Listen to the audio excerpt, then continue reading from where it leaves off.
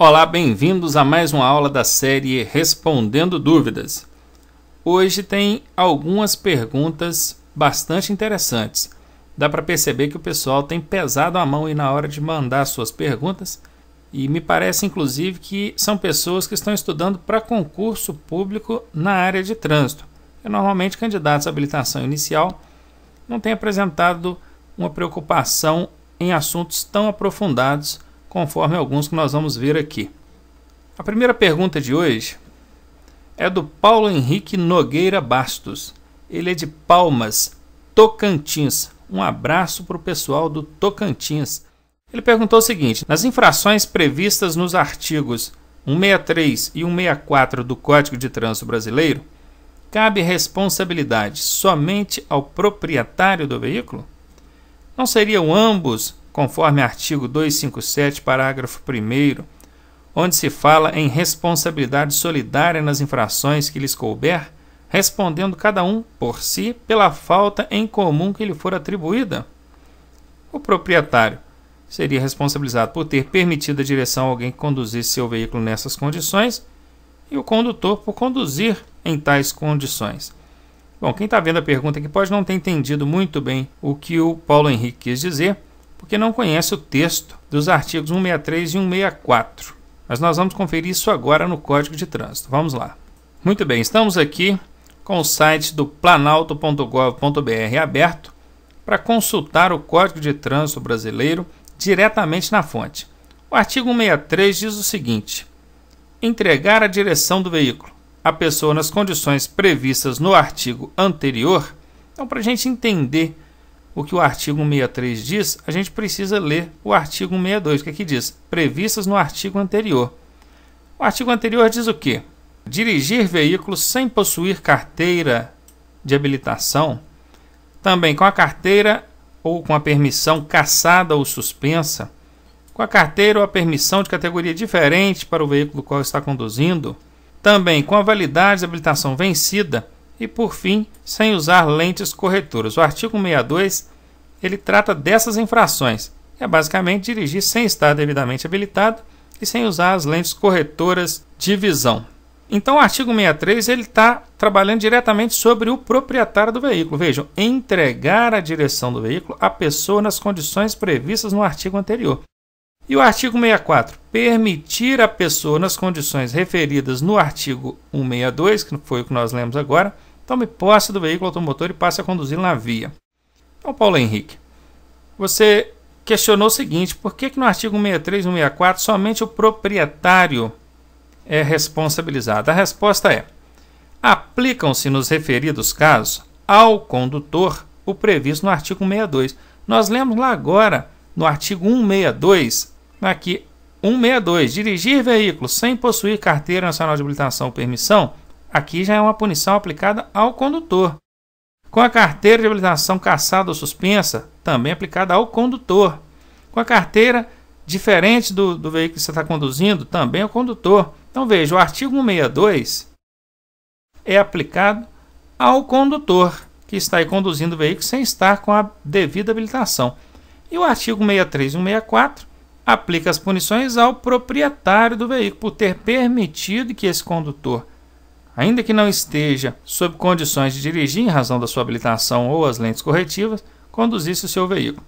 Então, eles são responsáveis solidários, sim, conforme previsto o artigo 257. Porém, ao condutor cabe o que está previsto no artigo 162 e ao proprietário o que está no artigo 163 e 164. O artigo 257, nós não chegamos a ler lá no Código, ele apenas define em quais situações cada um será responsabilizado, considerando para isso hipótese onde o condutor será responsabilizado, outra onde o proprietário será responsabilizado, em alguns casos ambos, conforme nós vimos aí, o embarcador e a transportadora em caso de veículos de carga. Espero que eu tenha sido claro aí, Paulo Henrique, e que a sua dúvida tenha sido sanada.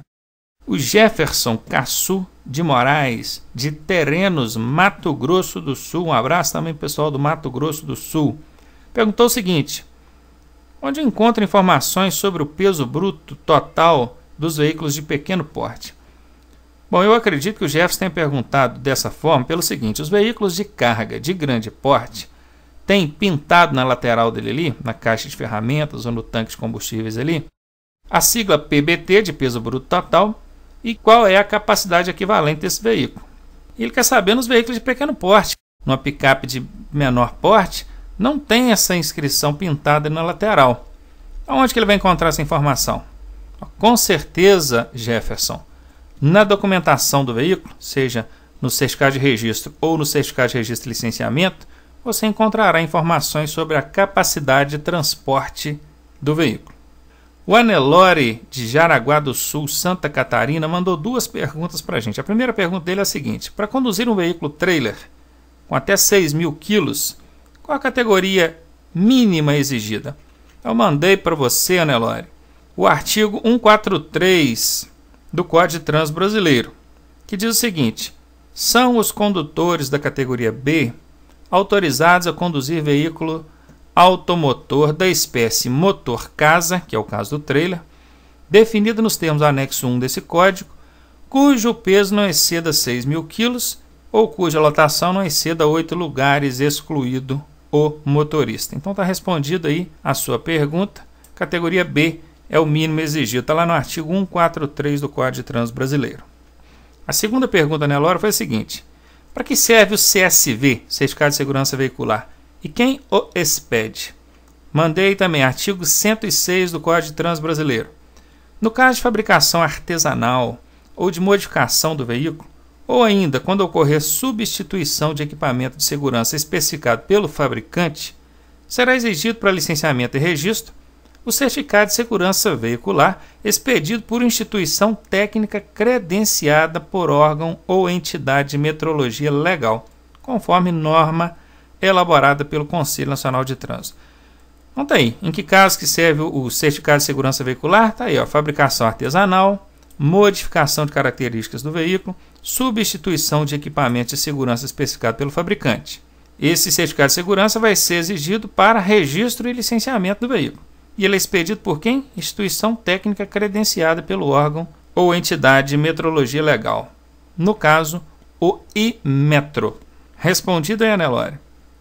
Vamos para a próxima. A Kátia Silene, um aluno nosso do YouTube, mandou a seguinte pergunta: na autoescola que estou estudando, me falaram que eu não posso iniciar as categorias A e B simultaneamente, quer dizer, ao mesmo tempo.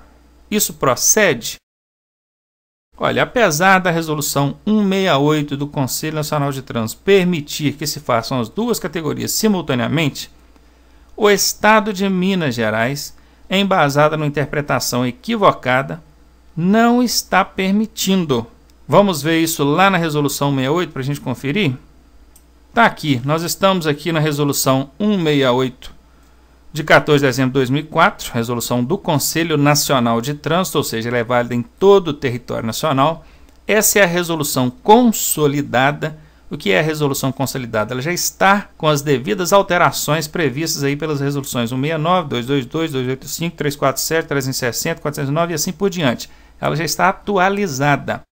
Aqui embaixo eu destaquei, ó, o candidato poderá requerer simultaneamente a ACC e a habilitação na categoria B, bem como requerer habilitação em A e B, submetendo-se a um único exame de aptidão física e mental e avaliação psicológica. Então veja, ele pode tirar a categoria B, que é para automóveis, e a CC para ciclomotor ao mesmo tempo, e também pode tirar a de automóveis e motocicletas ciclomotorizados, conforme está aqui, ó, em A e B, submetendo-se a um único exame de aptidão física e mental. Então está aqui, ficou clara a resolução, aqui diz requerer simultaneamente, isso quer dizer ao mesmo tempo.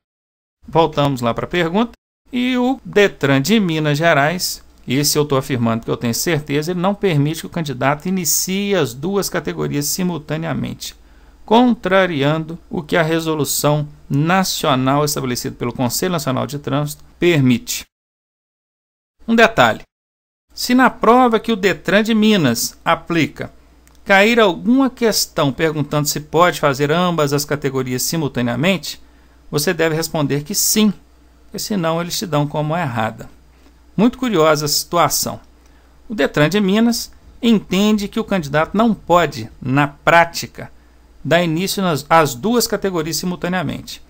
Mas na prova de legislação que eles aplicam para esse candidato, se cair alguma pergunta nesse sentido, o candidato tem que marcar que pode, porque senão eles dão como errada. Com a palavra, o órgão de trânsito estadual de Minas Gerais. O Cláudio João, também aluno do YouTube, mandou a seguinte pergunta. Sabendo que a UFIR foi extinta e os valores das multas fixados em reais, o texto do artigo 258 do Código de Trânsito Brasileiro pode cair em prova de concurso? Olha, é possível. Vai depender do enunciado da questão. Por que eu digo isso? Vamos lá no código para a gente conferir. Observem que o artigo 258, ele ainda menciona as extintas UFIRs. Vejam, uma infração de natureza gravíssima punida com multa no valor correspondente a 180 UFIR. A gente bem sabe que, em razão de resolução do CONTRAN, as multas não são mais calculadas com base na UFIR. Mas o Código de Trânsito Brasileiro ainda menciona as tais UFIRs.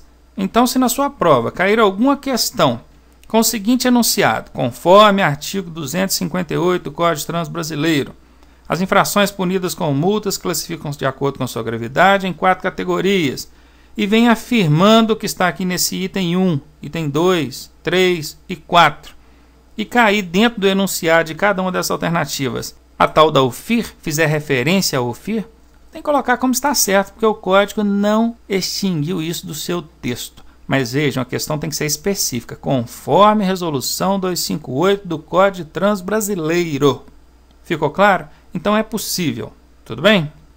O Cláudio ainda perguntou, consta no artigo 244 do Código de Trânsito a punição medida administrativa de apreensão do veículo para regularização. Não seria isso uma penalidade? Por que o Cláudio está questionando? Porque vocês viram, aprenderam em aulas que apreensão não é medida administrativa. Isso é um erro. Vamos conferir lá no artigo 244 do Código. Transportando carga incompatível, efetuando transporte, infração grave, multa, medida administrativa, apreensão do veículo. Então está aqui. Medida administrativa de apreensão do veículo. Conferimos aqui no texto. Eu vou mostrar uma outra coisa para vocês agora. O que eu quero mostrar para vocês está aqui no capítulo 16 do Código de Trânsito Brasileiro, que menciona sobre as penalidades. Vamos ver quais são as penalidades relacionadas pelo capítulo 16? Aqui, artigo 256 diz: a autoridade de trânsito, na esfera de suas competências estabelecidas neste código ou dentro de sua circunscrição, deverá aplicar as infrações nele previstas nas seguintes penalidades: advertência por escrito, multa, suspensão do direito de dirigir, apreensão do veículo. O próprio Código de Trânsito Brasileiro classifica a apreensão do veículo como sendo uma penalidade. Se vocês adiantarem um pouco, eu vou vir aqui embaixo, vocês vão encontrar no capítulo 17 as medidas administrativas. Vamos ver? Retenção do veículo, observem, aqui não disse apreensão do veículo, disse retenção do veículo. Remoção do veículo, recolhimento da CNH, recolhimento da PPD, recolhimento de certificado de registro, recolhimento de certificado de licenciamento, transbordo da excesso de carga, teste de dosagem de alcoolemia, recolhimento de animais, realização do teste de aptidão física. Não tem apreensão de veículo relacionado no capítulo 17, que trata das medidas administrativas. E digo o seguinte, Cláudio, fica claro que a intenção do legislador foi colocar medida administrativa de retenção do veículo. Ele quis dizer retenção, mas por um descuido talvez, eles colocaram a apreensão. Mostrei para você, você não é o primeiro, nem o segundo, nem o 10º, nem o 100º a me questionar isso. Eu digo o seguinte, se na sua prova cair uma questão específica tratando do artigo 244, você, infelizmente, vai ter que compactuar com o erro colocado no Código de Trânsito Brasileiro e vai ter que responder com medida administrativa de apreensão do veículo, sabendo que apreensão não é medida administrativa. Eu até tive um debate sobre este tema com um especialista em trânsito, Dr. Henrique Gomes, e foi um debate até bastante caloroso, porque ele tentou usar ali os seus argumentos e eu colocando outros, e no fim ele concordou que o legislador se equivocou a colocar apreensão como sendo uma medida administrativa. E chegamos à conclusão de que o andamento da situação, o desenrolar ali da situação, pode até findar em uma apreensão, porque ocorrendo a retenção aplicada pelo agente ali para tentar regularizar a situação, se não for regularizada, aí pode vir a trazer a consequência da apreensão. Mas isso é uma consequência final, isso é uma coisa lá na frente. Em primeira instância, o que ocorre ou deveria ocorrer é a medida administrativa de retenção do veículo. Então foi interessante ter explanado isso aí, foi bom, porque várias outras pessoas já me perguntaram isso, eu quero que isso fique claro para vocês. Apesar da gente entender que lá no texto do código está errado, se na sua prova a questão for específica, você vai ter que compactuar aqui com o erro do enunciado do artigo 244 do Código de Trânsito Brasileiro. E essa foi a nossa última pergunta de hoje. Um abraço para todos vocês que colaboraram. Continuem enviando as suas perguntas e na próxima quinta-feira nós teremos mais uma bateria de perguntas selecionadas e respondidas aí para vocês. Até a próxima!